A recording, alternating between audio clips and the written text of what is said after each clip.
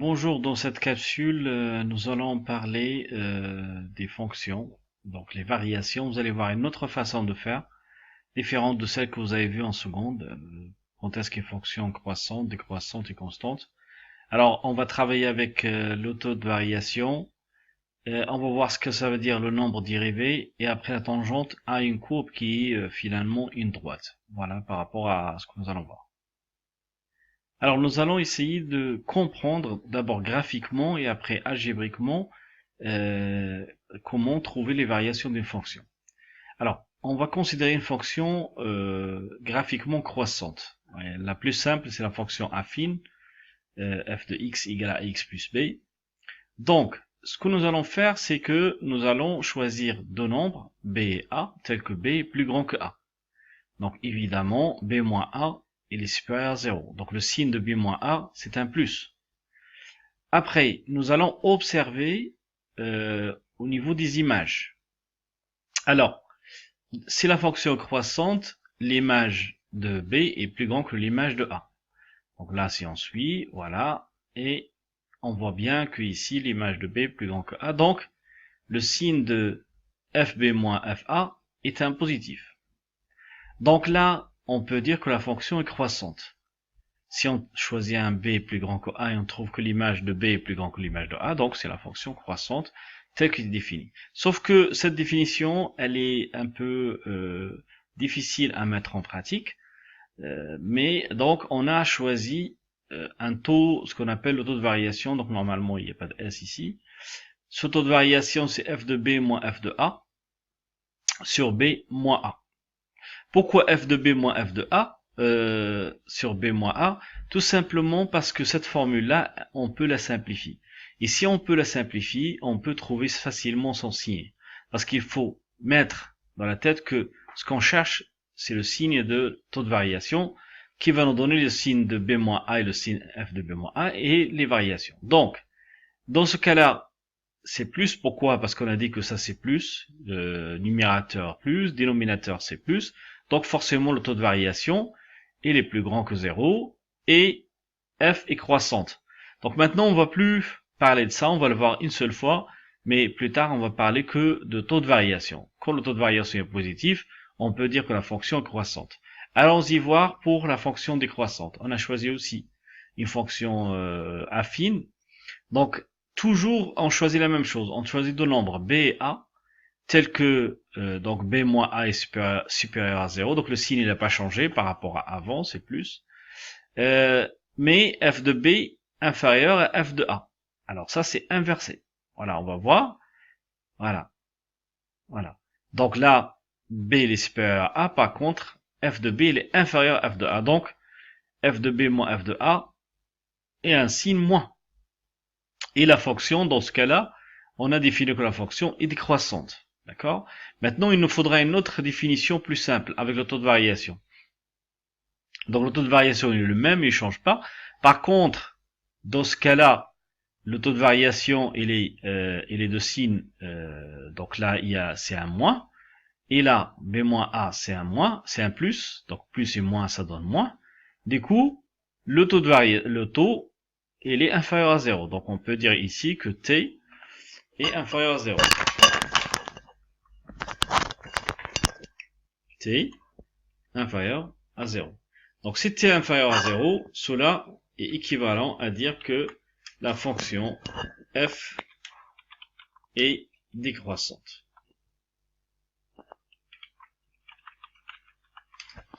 Donc là c'est la fonction est décroissante. C'est la fonction décroissante parce que le taux de variation, donc ça fait un moins et un plus, et moins et plus ça fait moins, et donc le taux il est inférieur à 0, donc f est décroissante. Donc, ce qu'il faut retenir, c'est que si t est inférieur à 0, donc f est strictement décroissante, le strictement c'est lié au signe égal. Donc il n'y a pas d'égal, donc c'est strictement. Pareil, t supérieur à 0, donc est strictement croissante, f est strictement. Alors là c'est très important, ce taux de variation, c'est très important de ne pas oublier qu'on cherche son signe pour avoir les variations de f. Donc pourquoi on a t? Parce que t ça va représenter la dérivée, et qu'est-ce qu'on veut de la dérivée? Son signe, parce que finalement son signe c'est le taux, c'est le signe des taux, comme j'ai expliqué avant, et donc ça donne les variations de f. Voilà. Maintenant, on va faire une petite opération. Cette opération, elle est utilisée souvent en mathématiques, s'appelle changement de variable. C'est pour simplifier les calculs tout simplement. Donc, c'est-à-dire que le b-a, je vais le remplacer par un h. Donc h au b-a, c'est la même chose. Sauf qu'au niveau des calculs, vous allez voir que techniquement, il est plus facile de faire des calculs par le h. Parce que ce qu'on cherche, nous, c'est simplifier et connaître le signe. Hein. Donc là, ça, il ne faut pas l'oublier. Donc, l'objectif, c'est faire éliminer b ici et la remplacer par la nouvelle variable qui est h. Alors, b est égal à h plus a. Donc maintenant, le taux, il devient b, c'est h plus a. F de a, elle ne change pas. Et b moins a, je la remplace par h. D'accord? Donc ça, c'est le taux de variation. Alors, un petit problème se pose sur le choix de b moins a. Donc, il faut prendre h très petit, c'est-à-dire prendre a très proche de b. On va appeler la valeur pour laquelle h tend vers 0, f' de a, le nombre dérivé en a. Alors pourquoi on a fait ce choix-là? Pourquoi h doit être inférieur à 0, c'est-à-dire pourquoi a doit être proche de b? Supposons que sur cette fonction, je vais choisir a et b dans cette configuration-là. Qu'est-ce qui se passe?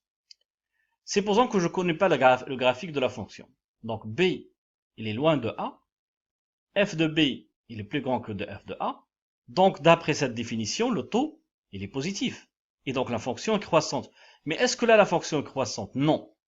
Donc on va ajouter une condition supplémentaire pour dire que a, il faut qu'il soit proche de b. C'est-à-dire si je choisis a ici, le b, il ne doit pas être loin. D'accord? Et donc, on va recalculer à chaque fois un calcul t. Et quand on calcule t, on va tomber sur un nombre. Quand c'est possible, on dit que la fonction est dérivable en ce point a. Ça veut dire que elle va nous donner les variations ici. Ici, le taux, le t, par exemple, ça va être négatif parce que la fonction elle est décroissante. Alors, le t ou bien ce f' de a, on le calcule en remplaçant h par 0, presque par 0. Mais on va voir que cette quantité-là, qui est le taux de variation, va subir une transformation à chaque fois. D'accord? Donc ça, c'est pas. Donc ça, je l'ai dit, ça, c'est le nombre dérivé. Et c'est le coefficient directeur de la droite tangente. Alors, c'est quoi la droite tangente? La droite tangente, alors, pourquoi c'est le coefficient directeur de la tangente? Remarquez bien ici, je vais zoomer ici, sur un h très petit. Donc, plus h il est petit, vous allez voir que ça va se transformer en droite. Doucement, je zoome, toujours supposons que a c'est 0. Donc, je zoome. Donc là, je suis en train de regarder un là, c'est h vraiment très très petit, plus a il est petit, h. On zoome. Et à un moment donné, regardez là, il devient droite. Il devient une droite, voilà. Voilà, là, on peut aller plus loin. Donc plus on zoome, hein, sur plus h est petit, plus la courbe elle devient une droite. Donc là, à peu près, voilà. Donc là, elle devient vraiment ici, dans ce cas-là, une droite. Alors cette droite-là, si je prends la tangente ici, en fait, le nombre dérivé, c'est 0. D'accord? Voilà. Par rapport à cette démonstration. Donc, revenons à la suite de cours. Donc, ça, c'est ce qu'on a fait sur GeoGebra, c'est-à-dire que A, il est là. Donc, cette différence, normalement, le B, il est là. Hein, donc, mais B, il faut qu'il soit très proche de A pour que ça fonctionne. Sinon, comme j'ai montré tout à l'heure. Et cette droite, ça représente la droite qu'on a montrée sur GeoGebra. C'est-à-dire que, bon, ce qu'il faut retenir, c'est que ce nombre dérivé, c'est le coefficient directeur de cette droite-là. La droite, ce qu'on appelle la droite tangente. D'accord? Parce que si je translate cette droite ici, là, son coefficient directeur, c'est-à-dire la pente, elle ne change pas. D'accord? Donc voilà. Quand je trouve un nombre fini ici, parce que c'est pas toujours le cas, je dis que la fonction est dérivée au voisinage de A. Voilà. Une dernière définition. Si le taux de variation tend vers un nombre réel, c'est ce que je viens de dire, et pas l'infini, etc., donc on dit que la fonction est dérivable en A et ce nombre est appelé nombre dérivé de f en a. Voilà. Donc, dans un premier temps, nous allons trouver ce f' de a avec le calcul de taux et remplacer h par 0. Et on peut aussi trouver avec d'autres méthodes, comme vous avez vu dans la première capsule, avec la lecture de coefficient directeur de la tangente. D'accord? Voilà. Donc là, il faut aller faire quelques exercices sur WIMS et poser des questions si vous en avez. Merci. Au revoir.